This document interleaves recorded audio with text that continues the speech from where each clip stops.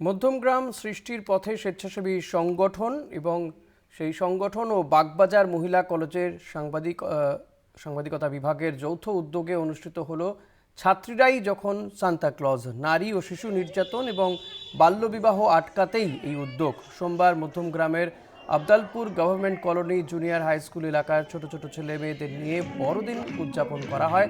জীবনে পড়াশুনোর গুরুত্ব বোঝান সাংবাদিকতা বিভাগের ছাত্রীরা। নারী ও শিশু পাচার এবং বাল্যবিবাহের করুণ পরিণতির কথা তুলে ধরা হয় স্বেচ্ছাসেবী সংগঠনের সদস্যদের পক্ষ থেকে। আমাদের ছাত্রীরা যারা এসেছে, এটা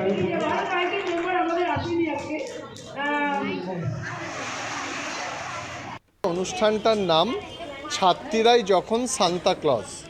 কারণ সান্তা ক্লজ ঠিক 25শে ডিসেম্বরের আগে এসে গোপন তার যে ঝুলি আছে সেখান থেকে গিফট দিয়ে যায়।